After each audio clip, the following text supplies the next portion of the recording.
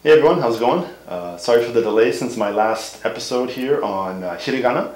I know I promised a follow-up episode on Katakana, but I've been quite busy lately. Had a couple new projects going on with FMX in Niigata and some really cool shooting with Red Bull in Nagasaki, down south in Kyushu Island. Actually shooting some really cool BMX guys from Italy and Spain. See some of the pictures going across here. Tons of fun, great time, awesome people. It's a great event. Now, on to our main topic of today, which is Katakana.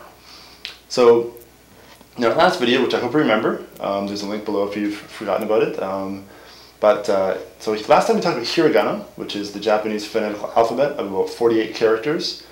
I'm not going to go into super detail on Hiragana in this video. If you want, please watch the old video and you'll understand exactly what Hiragana is. But basically, Katakana is the same thing. It just has the different uses in the Japanese language. So first off, Katakana uses the same 48 sounds in its alphabet. It has the same table.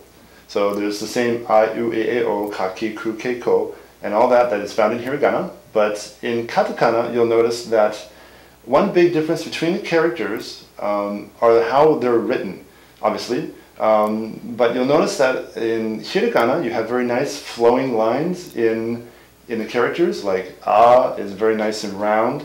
But in Katakana, the lines are very straight and rigid, and this makes it really actually easy to tell them apart. If you're looking at characters that are nice and flowy and have smooth rolling lines in them, then you're most likely looking at, well, you're looking at Hiragana.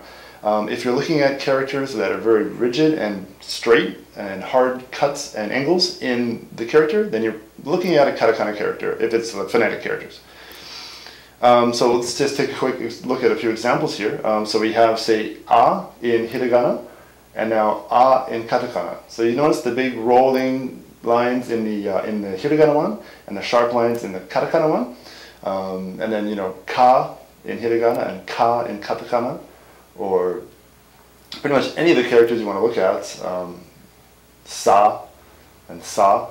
So once you notice this, this pattern in the characters of Katakana, it actually makes it really easy to discern Hiragana and Katakana from each other.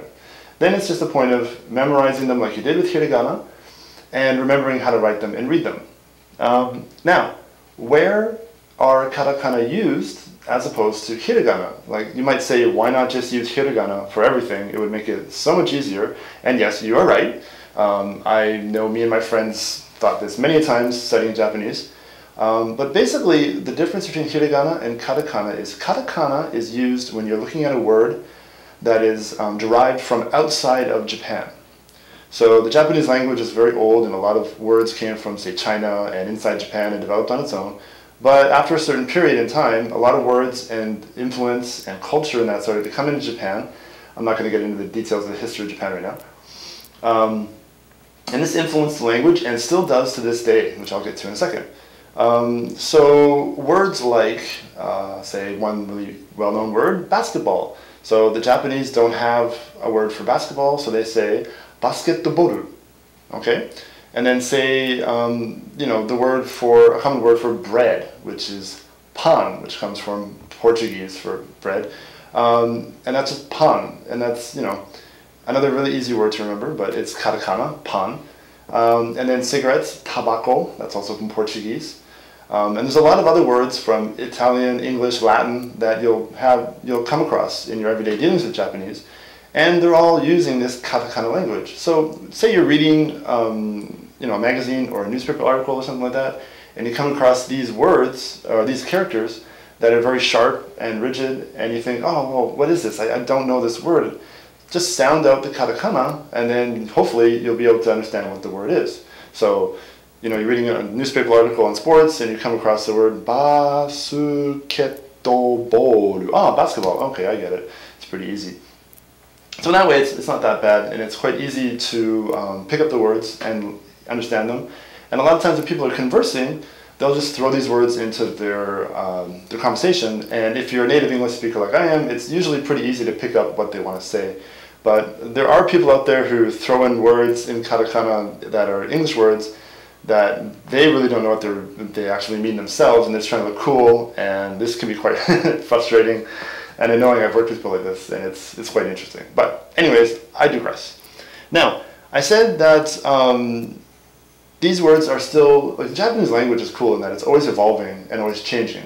And so there's new words coming in all the time. Young people make up their own words, and it's always evolving and always changing. So one new word that I heard Japanese people using actually is the word for disrespect, or to diss someone. It looks to me like the best part of you ran down the crack of your mama's ass and ended up as a brown stain on the mattress. So they would just say disuru. So they take the word to diss, put that in katakana, add a ru at the end of it to make it a verb, and now it's disuru.